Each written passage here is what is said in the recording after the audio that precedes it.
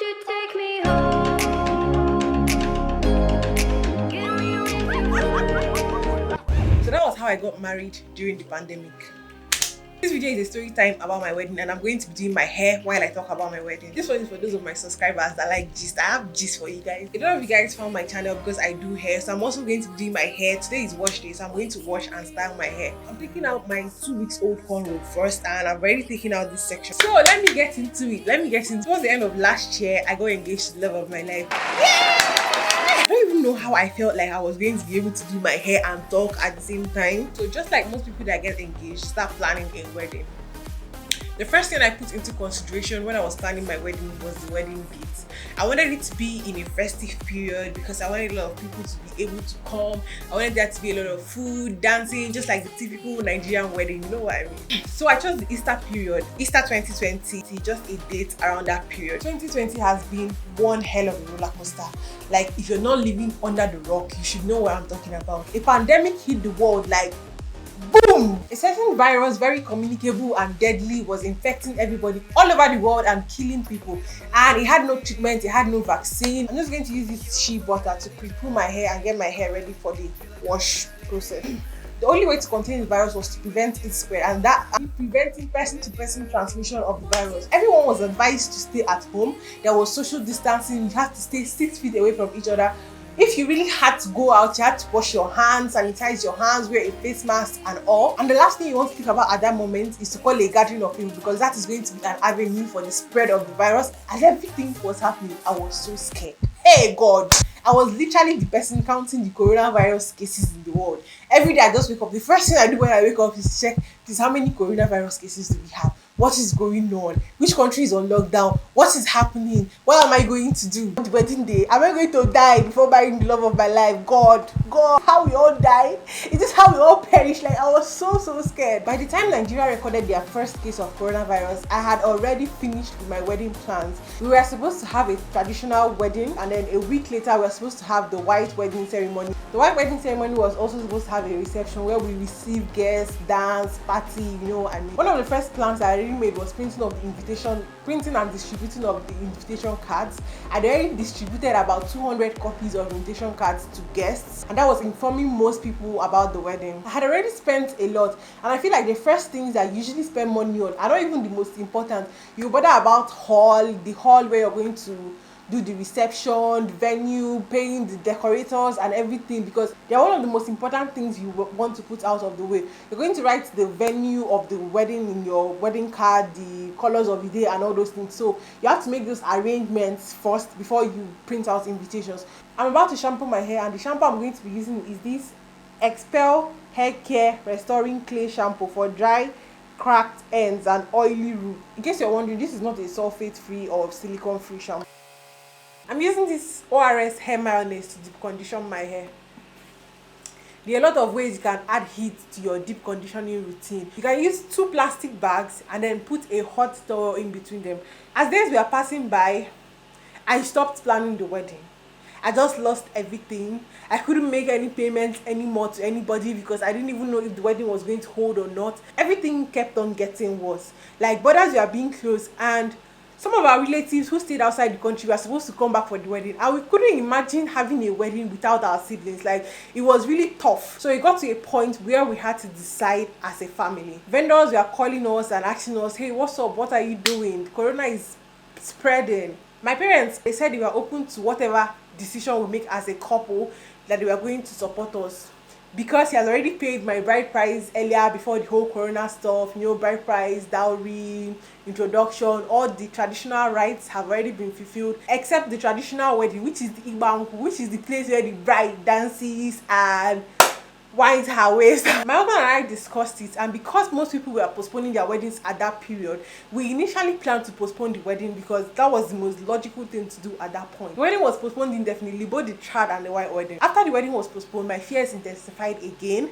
I was scared. I don't even know why I was scared. I was feeling like, okay, I don't even know when the corona is going to go. Are we just going to pause our lives and wait till whenever this pandemic finishes? What if it goes like in 5 years' time? And then one day I was just scrolling through IG normally, like the way I normally scroll. And then I saw this couple on Instablog that did their wedding. They did a Zoom wedding, an internet wedding, just the couple and the Reverend Father. And then the wedding was done like a conference call. People could watch the wedding from their various homes. And then I was like,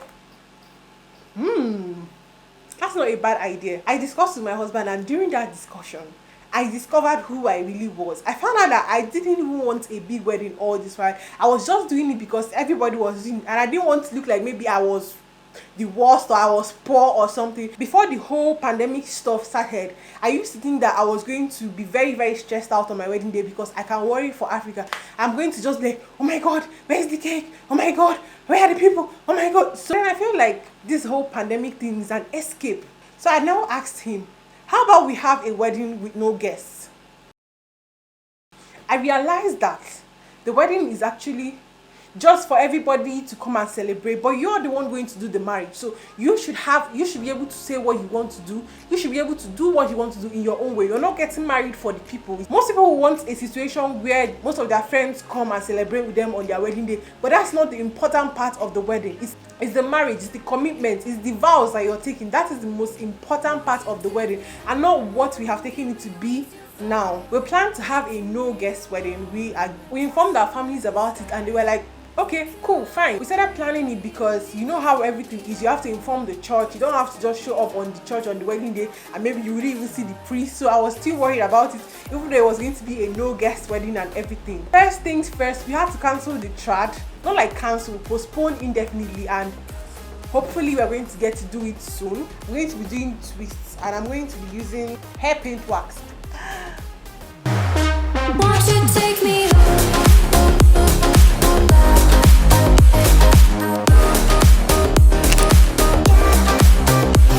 Began to plan our no guest wedding. First, we went to the church to inform them of our plans, and then they said that public masses have been called off in all the churches. But then, since there was no case of the virus in the state where I live, they still hold private masses.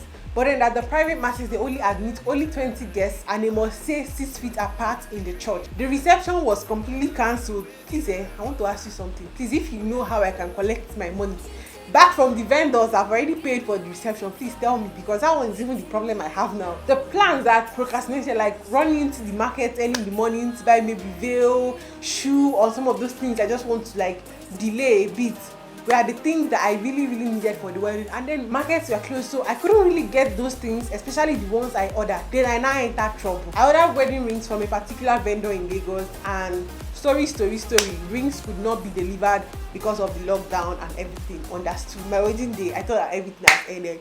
Palpitation for no reason. I was like, is this one a heist? This one is money heist, like wedding heist. Hey God. I was thinking, what if police just come and catch us? I know like we are not a lot of guests, like we are 5 or 10. But what if police now bust the place and say, oh, 2 of you are doing wedding, what are you doing? Like, it wasn't really a rule that no weddings. There was just a ban on public gatherings, but it wasn't really a public gathering. But you get my concern. The morning of the wedding, my husband woke up, and then the first thing he did was to go out and check if there was any checkpoints between the hotel I stayed and then the place that we were going to wed. And then he found different checkpoints, and he called me and said, it's not going to hold again and everything. I was like, oh my God, I'm panicking. He said, in fact, what you're going to do is don't wear your wedding dress at home. Like, she put my wedding dress in the car, and then when we get to the church, I was going to wear my wedding dress. I was like, Jesus Christ, what type of wedding is this? And then later he called me. He said that he found another route from the hotel to the church. So I had to wear my wedding dress and then follow that route. I just want to use this opportunity to thank the vendors that showed up early that morning to do my makeup and my hair and photography. My makeup was done by House of Vogue. My hair was done by SUNNYBEAUTYSOLUTION, and photography was by DAMANIS photos. I'm going to link all their handles in the description box. In summary, we got to the church safely, even though I was late.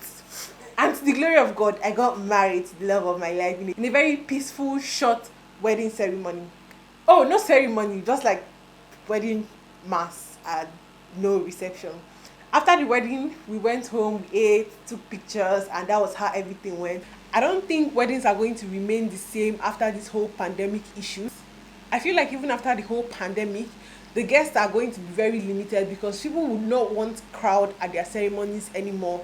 Before I sign out of this video, I want to encourage you guys to stay at home, observe social distancing, wash your hands, have a sanitizer, have a face mask. We're going to get through this. If you watched the video up to this point, thank you very much. Please don't forget to give this video a thumbs up and don't forget to subscribe to my channel, and I'll see you in my next video. Bye.